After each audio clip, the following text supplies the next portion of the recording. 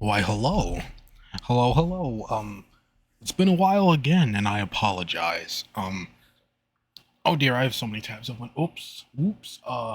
Let's change that. F11. I said F11. Oh my gosh. There we go.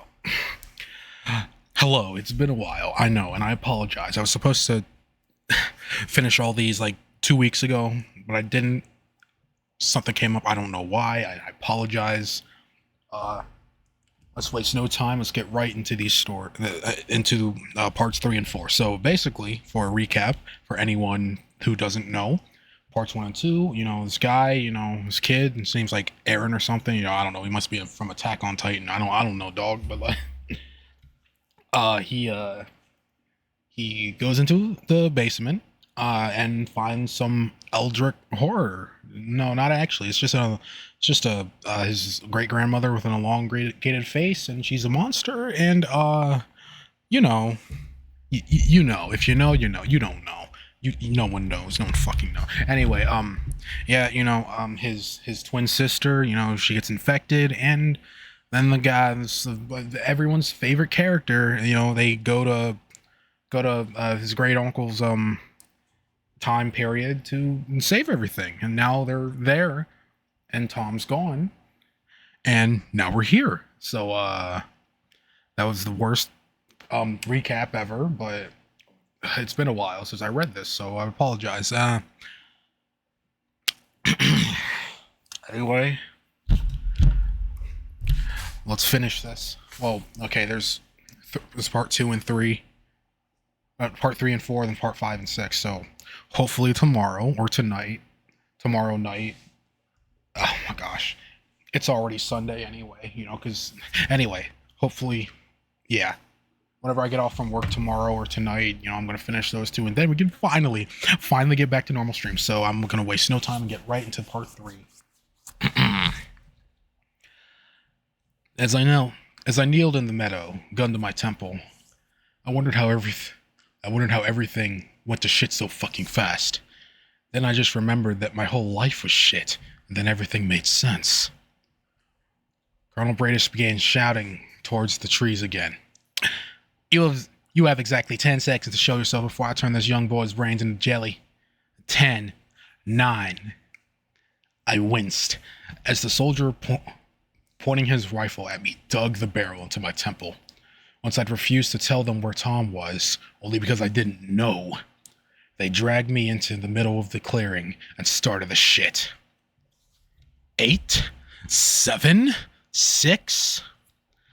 I wondered if Tom was even still around. 5, 4. I wondered what it was like to die. Maybe it was like hopping universes, an endless bliss of nothing. 3, 2. Forgive me, May.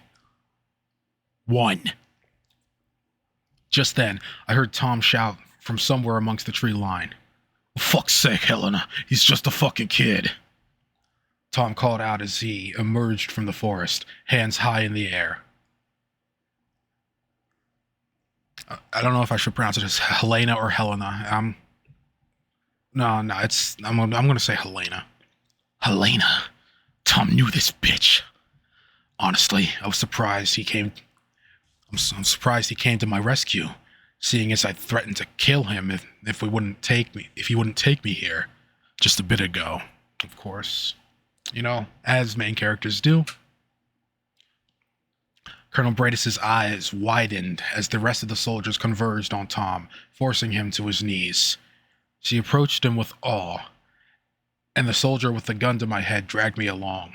My body screamed in pain from all the injuries I had sustained.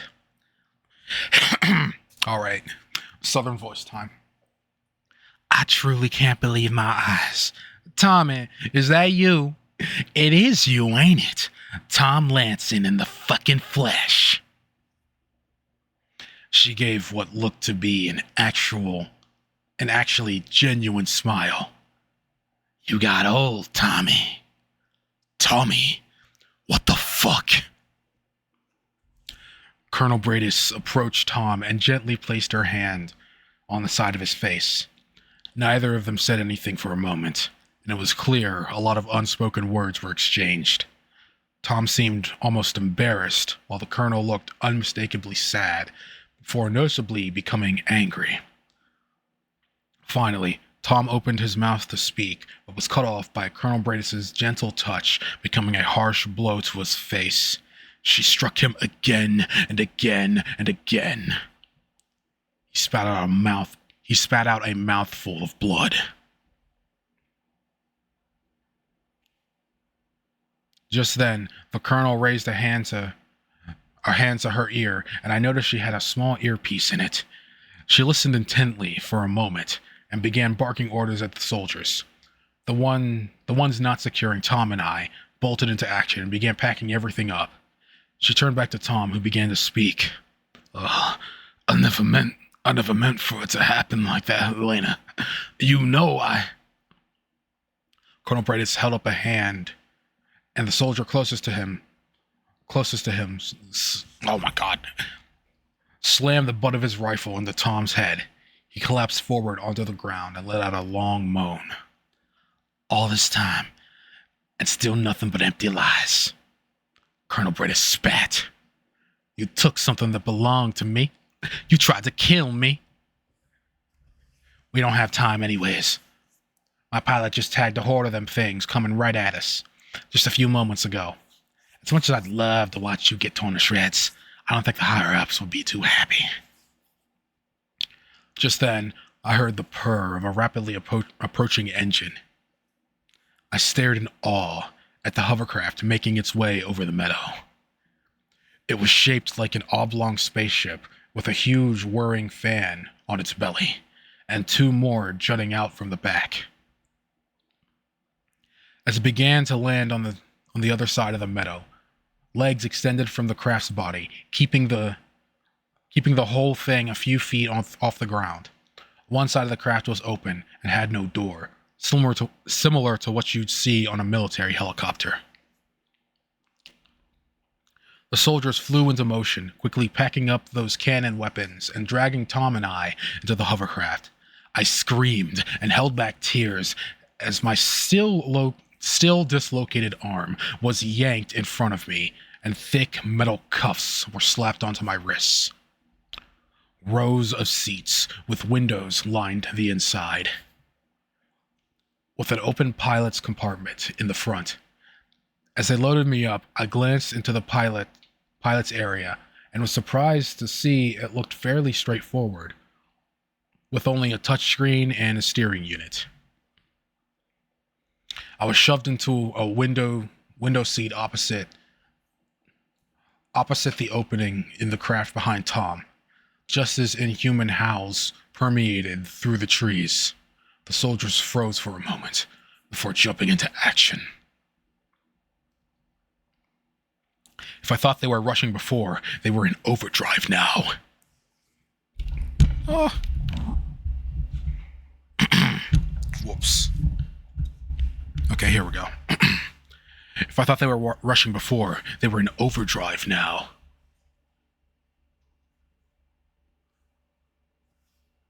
The howls of the creatures were getting louder and more numerous. I suspected dozens of them were nearby. Even with the weaponry these soldiers had, it was far too many to fight. From my spot in the craft, I could look out of the opening and see the soldier tasked with securing the orb. It was the medic who had injected me with the syringe.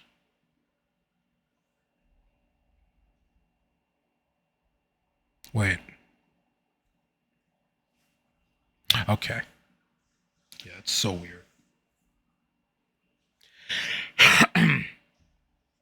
Hold on, let me check Discord for a second. Maybe it's just because I haven't streamed in a while. Nope, never mind. Okay. OBS is just being goofy. Okay. Let's follow the crowd. I could look out the opening and see the soldier tasked with securing the orb. It was the medic who had injected me with that syringe.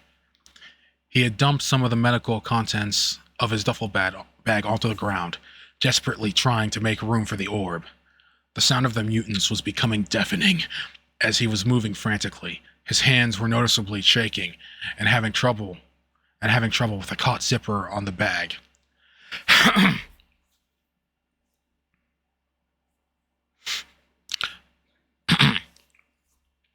The first of the mutants cleared the tree line, and Colonel Bradis started screaming at him from the entrance of the craft. The soldier grabbed the still open bag and began running as fast as he could manage. For a moment, he seemed like he seemed like he might make it, but the bag was bouncing wildly. But the bag was bouncing wildly as he sprinted. The goddamn orb bounced right out of the bag and onto the ground, rolling a few feet away. Colonel Bradis started shouting obscenities at the men inside the craft, and a few of them jumped out and opened fire on the creature closest to the medic. They downed it, but several more had entered the clearing now. The medic dropped the bag and grabbed the orb, continuing his sprint towards us. The hovercraft began to rise, and Colonel Bradis turned her fury towards the fearful pilot, demanding that he stop the ascent. He began arguing with her, and then they exchanged some angry words before the colonel pointed her gun at him. The pilot angrily slammed a button on the touchscreen, and the craft's ascent halted. A few more men jumped out and opened fire, but the mutants were flowing into the meadow en masse. The man carrying the orb was moving fast, but still 30 feet away or so. It was clear he wouldn't make it. One of the creatures took a leap of faith and sailed through the air. Cat, why are you looking at me like that? What's wrong with you?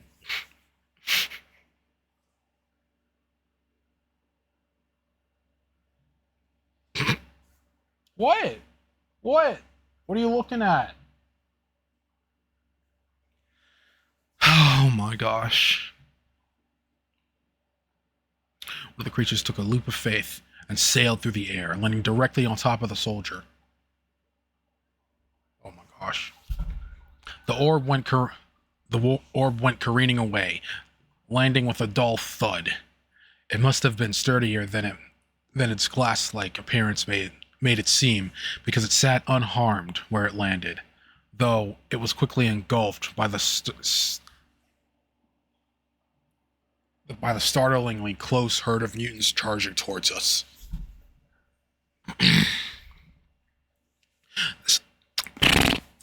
The colonel was still shouting. The rest of the soldiers who had jumped out to help the medic were trying to reboard the craft, but the pilot had begun to raise the craft again and had taken it a little too high for them. 3 of them jumped for the opening and began to heave themselves inside. Mutants leapt in the air towards the craft and grabbed a hold of 2 of them, dragging them back down to the ground. Their screams as they were eaten alive echoed through the air. The 3rd soldier was slightly luckier, or so I had thought. A mutant had jumped through and bitten his leg clean off. Instead of dragging him back down with it, another soldier pulled him inside the craft before Colonel Bradis promptly shot the wounded man through the head. A look of disgust filled her face, and she used her foot to push him back out of the opening. She smiled when she saw my horrified expression. All my serum is down there with my medic. Okay, we still got some. Okay.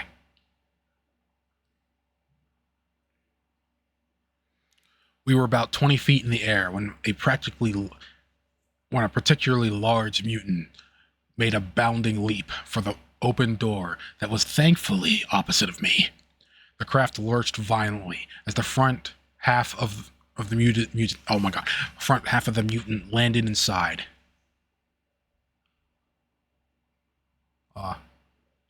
Scrambling to find purchase.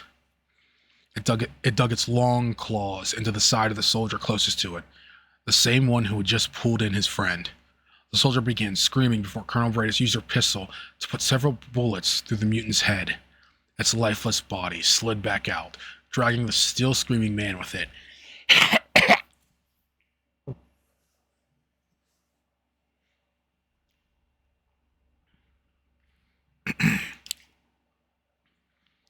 As the craft gained altitude, I was able to see just how wrong my assumption of the mutants' numbers were.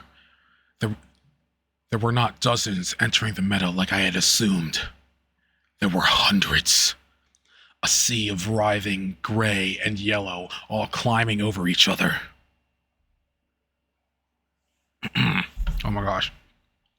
And somewhere down below in all that was the orb, my only way home, my only way to save May. We flew in silence. Every time I tried to speak, I was met with a hard hit from the soldier next to me. So finally, I just stopped trying. Colonel Bradis was on the other side of the craft, staring at me, looking furious. Fortunately, my seat had a window, which gave me something to look at other than her scalding gaze. Fuck. For a while, we flew over a forest that seemed to stretch on forever.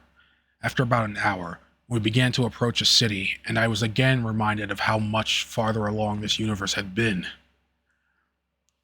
Apart from regular buildings and skyscrapers, the city boasted a futuristic highway system with shiny tunnels creating a maze between it all. Once we got closer, I could see just how well and truly fucked this place really was. Buildings and skyscrapers were destroyed. Windows shattered everywhere. The long tunnels intertwined through the city were blown apart and missing sections everywhere. Dead vehicles and rubble littered the streets, scorch marks covering almost every surface. The smell of death filled my nostrils as we passed over it all. Packs of the mutants could be seen roaming the streets, their howls floating up to the craft as our pilot weaved us through the city. It was desolate. This world was dead. I heard a soft cry coming from in front of me, where Tom was sitting, as he watched the scenery below. I felt a pang of regret. Coming back here and seeing all of this had to have been painful, if not outright traumatizing. More than that, I was the one who forced him back here.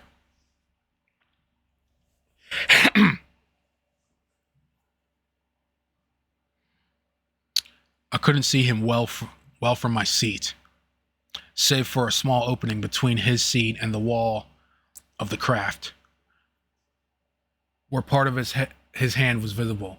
He was hunched away from the soldier next to him. I wasn't sure, but he looked to be holding a pen, scribbling on something. We began to approach what looked like a military compound on the outskirts of the city. 40-foot-tall, mile-long walls surrounded a spattering of buildings. I could make out more soldiers along the top of the walls with those portable cannons, and thunderous cracks sounded as they opened fire on any of the mutants who got too close. I wondered if this was a constant way of life. Had these people really been repelling the mutants day in and day out for years? How did they not run out of bullets or food? Dog, I don't like this character, dog. Along the side of one of the walls were big letters reading New United Syndicate for Reclamation. I guess that's what NUSR stood for. The craft touched down on a large helipad in the middle of the compound, and I could see more people walking to and from the buildings. Once the engine stopped, Tom and I were forcibly pushed outside the craft. We landed in a heap, and I screamed as Tom's weight landed on my dislocated shoulder. I was in so much pain, I almost didn't notice Tom shove his hand inside my back pocket. Soldiers hauled us to our feet, and I tried to look to catch Tom's eye, but he stared silently at the ground, unwilling to give away anything. After aiming their guns at us, the soldiers ordered us to face towards the hovercraft. On the shiny surface of the metal craft, I was able to get a good look at my reflection. I wish I hadn't. What I saw horrified me. My nose was clearly broken, slanted very sharply. Large cuts filled my face, and dried blood was painting the entire front of my body. I was unrecognizable at this point. Too busy studying my hideous reflection, I barely noticed Colonel Bradis shoot the pilot through the head as he exited the craft. His body landed inches away from my feet, and I jolted in surprise. The soldiers were still training their guns at us, and I didn't dare turn around. But through the reflection of the metal, I could see Colonel Bradis close her eyes and pinch the bridge of her nose in frustration. She waved her hand, and a few soldiers grabbed the now dead pilot and began dragging him off to wherever they drag off dead people in this fucked up place. Find me a new pilot, please, she told one of her men, who promptly hurried off. One that follows orders, she added. Colonel Bradis ordered me and Tom to turn around. Most of the soldiers had cleared out, and only a few remained with their guns aimed steadily towards us. Further away, I could see a soldier and a few people in lab coats had stopped to stare. One of them, a woman with long, dark hair, locked eyes with me, and concern filled her face. She finally looked away when the soldier began ushering them forwards towards a large gray building. Colonel Bradis snapped her fingers in front of my face twice. Me, look at me. Next time I snap, you die, she said in a very serious tone. I nodded. I knew she wasn't joking. She took a deep breath before speaking, this time addressing Tom. Despite everything, I really am happy to see you, Tommy. She paused for a moment. But I'm more unhappy about having to leave the bridge back there and losing so many men. I'm not as patient as I used to be. I'm out of time, and I'm gonna need answers from you. Tell me you understand. You were ever patient? Tom didn't miss a beat. The colonel let out a shrill laugh, and she turned her pistol towards me and put a bullet through my injured shoulder. Agony sliced through me, and I dropped to the ground, maybe due to shock, but I was unable to even scream. Tears filled my eyes, blurring my vision. Oh, God. Colonel Bradis scratched her head and began again, this time using that disgusting fake sweet voice from earlier. It's been so long. It's been so long, and I just can't believe that you talked to me like that.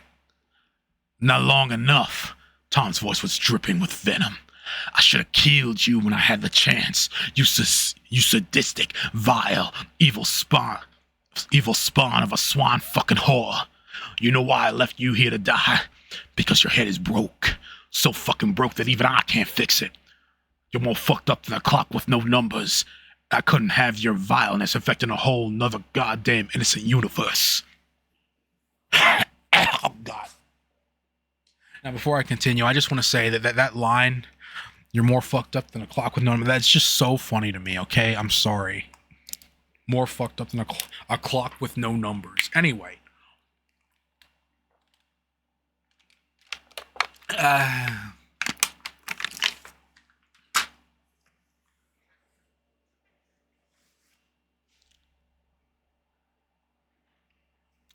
Colonel Bradis simply nodded, as if getting confirmation on what she already knew. Tom looked down at me with sadness in his eyes. "I hate to say I told you so," he said with a wink. "Good luck, kid." Colonel Bradis once again fired her gun, this time right into Tom's temple. My great-uncle's lifeless body dropped to the ground in front of me with a thud, eyes open and unfocusing. Blood pooled out of the hole in his head. "Jesus Christ, someone find me a new fucking medic too. Make sure this kid don't bleed out," Colonel Bradis shouted. As people rushed to save my life, the true gravity of my situation began to sink in. I was so far in over my fucking head that it was laughable. Tom was dead, and I surely wasn't far behind. My sister was going to turn into a monster, and quite possibly be a patient zero for a mutant apocalypse on my world. I had completely and totally failed.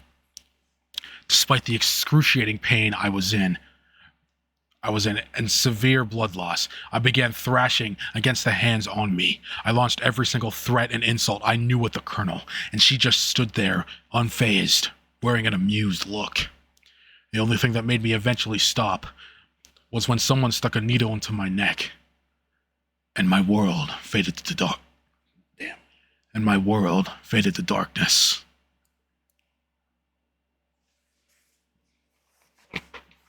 All right. Part 4.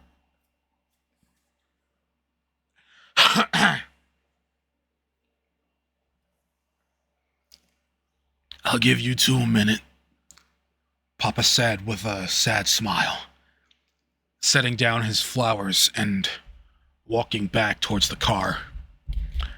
May put a comforting arm around me as I stood awkwardly in front of our parents' graves.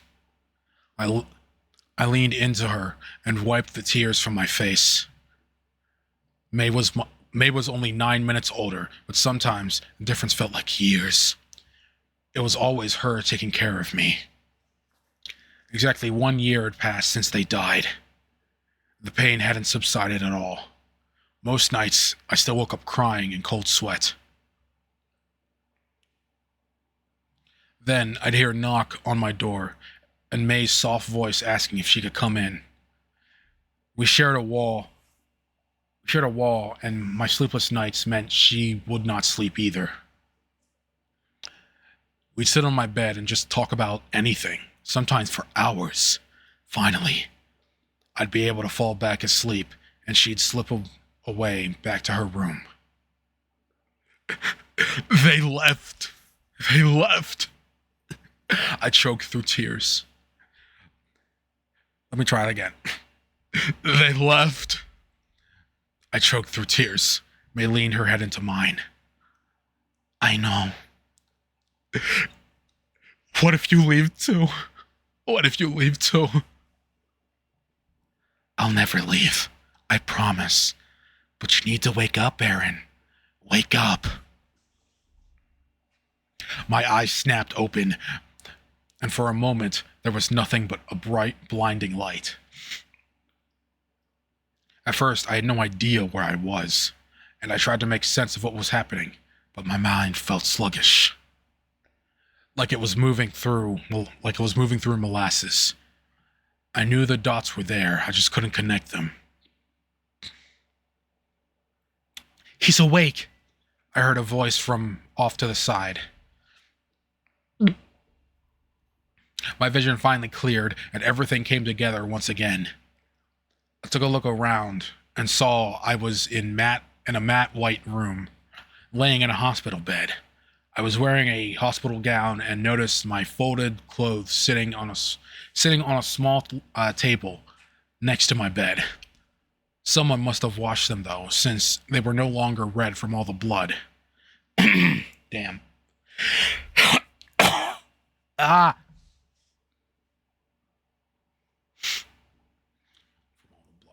To my side, I saw a woman in scrubs, tending to an IV that led into my arm. My arm was cuffed to a metal rail of the bed. I jolted upright and yelped as I God damn it. My arm was cuffed to the metal rail of the bed. I jolted upright and yelped as I felt a sharp pain in my shoulder, now held in a sling and covered with bandages. Oh, right. The crazy bitch shot me. I just spent hours reconstructing that shoulder. Don't you dare mess it up again. The doctor scolded me. Fix that pretty face of yours too. You're gonna feel out of it for a while. I had to use some pretty strong painkillers, reconstructing bone and tendons. It's nasty stuff. Takes a lot. You must be pretty important for the colonel to use all these resources on you. Staring at the doctor, I realized she was the same woman wearing a lab coat that I had seen when we first landed, before Bradis had shot me and killed Tom. Don't know why she would. She's the one who fucking shot me, I muttered angrily. Oh, you mean the lieutenant colonel? No, I wasn't talking about Helena Bradis. The doctor spat the name with disgust. If it was up to her, I would have cauterized your wound with rusty metal and woke you up with a bucket of cold water. Colonel Fenway is the one who gave the order. He's in charge here. From what I could tell, he wasn't very happy with Bradis either. You'll get to meet him soon. He's on his way over here right now. The doctor's words surprised me. From what I had seen, Bradis had been unchallenged in her authority, other than the dead pilot.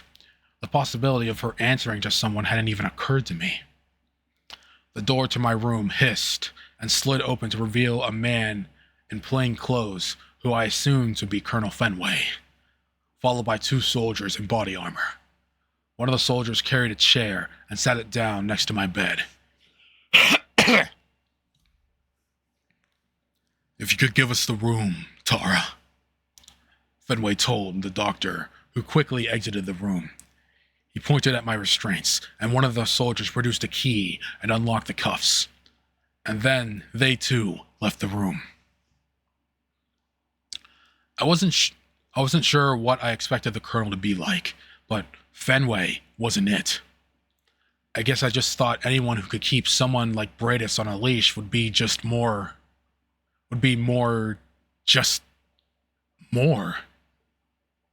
What stood in front of me was an incredibly unassuming man, looking to be in his late 40s.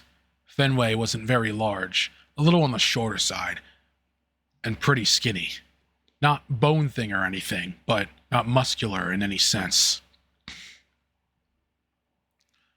Still, maybe it was the way he carried himself, but something about the man commanded my attention, my respect.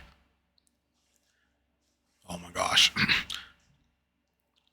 Fenway grabbed the chair and sat a few feet away from me, clasping his hands together before beginning to speak. Colonel Fenway of the new United Syndicate for Reclamation. Let me try that again. Colonel Fenway of the new United Syndicate for Reclamation. Your name is Aaron. Fenway held up my wallet, producing my driver's license from it. I nodded. Aaron, I'd like to start by apologizing for how you've been treated by Lieutenant Colonel Bradis, and I want you to know that she's been punished. We're all under a lot of stress here. I laughed. Tell it to my great uncle.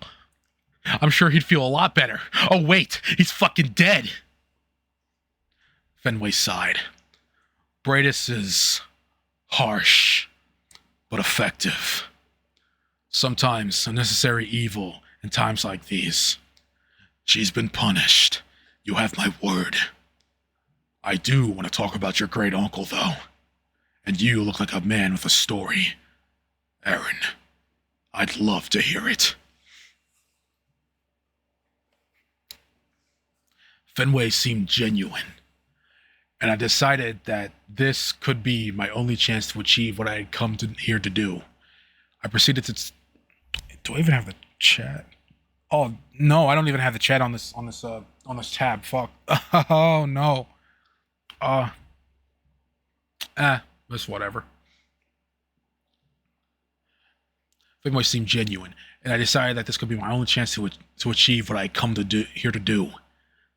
I proceeded to tell Fenway absolutely everything. I didn't mean to, but the man got my whole life story. How May and I had been orphaned, how my grandfather had also eventually died, how I had discovered the mutant in my basement that attacked May and forced Tom to take me to this world. All the while, Fenway sat there, listening to every word. When I finally caught up to the present, Fenway started to speak. You see, I knew Tom Lansing. He was brilliant, and 13 years ago, he worked here as part of the project, as part of Project Kronos. The purpose of the project was clear. Harness a Tesla Fermi bridge to climb through the fabric of space-time. Time travel, in layman's terms. They were on the precipice of achieving it, too. But before the world went to shit. Fenway paused, gauging my interest. Satisfied, he began again. Once it became clear that no cure was possible. But isn't there one? I interrupted. I got injected with something after some of their blood got on my face. The serum you were injected with will only halt the process at whatever stage it's at. Hard to make. And it has to be used quickly. And it has to be used quickly after the infection. Nothing more than a half measure, I'm afraid. Anyways. Once the world went to shit, Project Kronos became everything. Eventually, they realized the Tesla Fermi bridges weren't just portals into time, but also universes. Still, though, it didn't matter. It was a way out, a lifeboat in all of this. Fenway waved his hand around. Oh, God.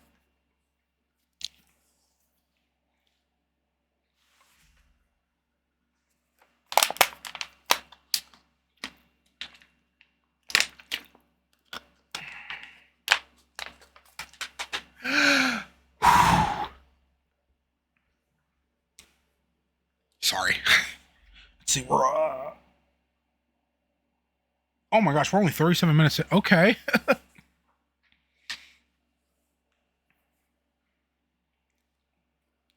Okay. We identified 3 possible universes we could escape to. Beta, Charlie, and Zulu. Obviously, if we had kept analyzing the data, I'm sure we could have found more. But time was short, and we identified 3 candidates. We were reasonably sure had timelines similar enough to our own. Oh dear, okay.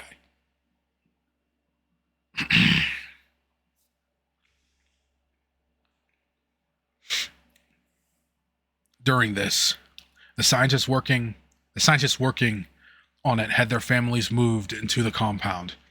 In Tom's case, it was his brother, sister-in-law, and their little girl. Your mother. And their little girl, your mother, I presume. A promise of their safety as motivation to continue the project, complete it, and they would be allowed to bring their families. But it was a cruel lie. You see, a maximum occupancy of the bridge creates a field to cover around 200 people, and its power is not limitless.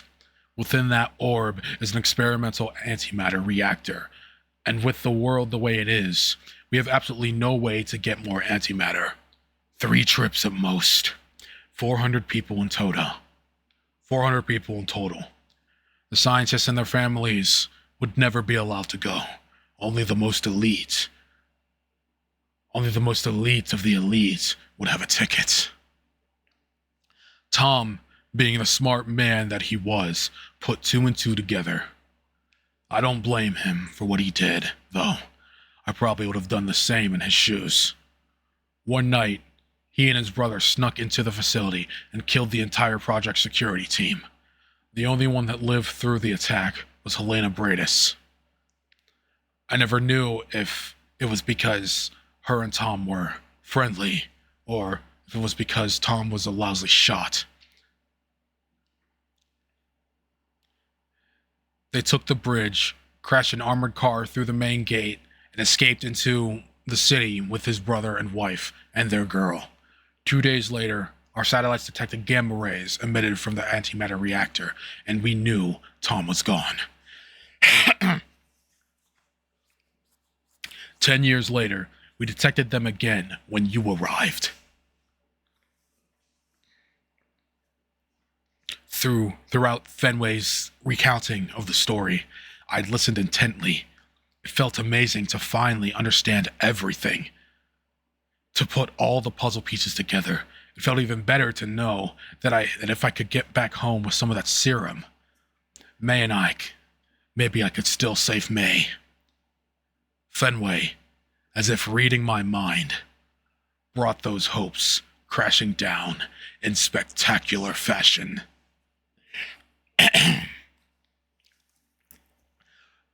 Aaron, my men were able to recover the bridge from the meadow you arrived at, and are on their way back here right now. But I can't send you home. Why the hell not? Fenway reached inside his jacket and produced a ripped piece of fabric with symbols scribbled onto it, and I recognized it to be a piece of Tom's coat. We found this in your back pocket. These symbols are the identifiers for Universe Zulu, what I assume to be your home universe. If you entered these into the bridge, it will take you there.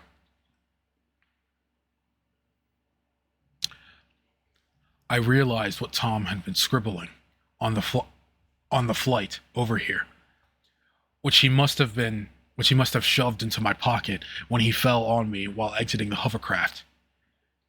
Tears filled my eyes. Despite everything I had done to him, he had been thinking about me, doing his best to make sure I could still get home. 3 trips, Aaron. 3. Fenway handed me the piece of fabric and went on. The bridge has been used twice. 1 trip left. Your sister has been infected, which means she might infect the rest of your world. 1 trip left. I can't risk going somewhere with more of those fucking things. What would you do in my position? Sacrifice the safety and futures of 200 people. Good people. I will let you come with us to Beta, as thanks for returning the bridge, but that's all I can do for you. I was about to start arguing when two soldiers who had been waiting outside suddenly re-entered the room. Sir, they returned with the bridge. Fenway looked at me again. I'm truly sorry. I hope you see what I'm doing is necessary, Aaron. I'll be back for you once. Yet again, someone had their brains blown out right in front of me. It was really starting to get old. One of the 2 soldiers had just shot the other and was now pointing his gun at a shocked Fenway and me. Colonel Bradis has requested to see you both. All right, part 3 and 4 are done. Let's go to part 5. Well, tomorrow, of course. I'm going to see how many parts are left. Part 5. Oh, that's a long-ass part. Oh, damn. I think it's 6 part. Hey. Okay. Yep, 6 parts. Okay. Oh, wait, no, 7 parts. Never mind. Let's see how long the final part is.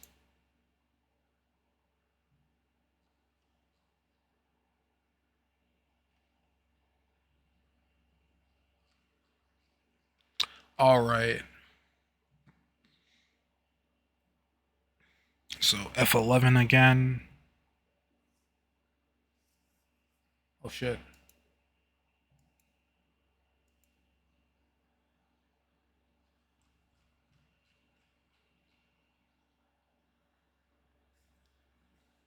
All right. Well, so tomorrow I will read part 5 and 6, and maybe the day after, or maybe if I feel like it, I'll read the final part a little after that. All right. So whoever's watching, thank you for coming out, and hopefully we can finally get this story finished so I can go on to regular streaming stuff. Yay! Thank you for listening to me read this uh the the parts of the story, and I hope everyone has a wonderful night.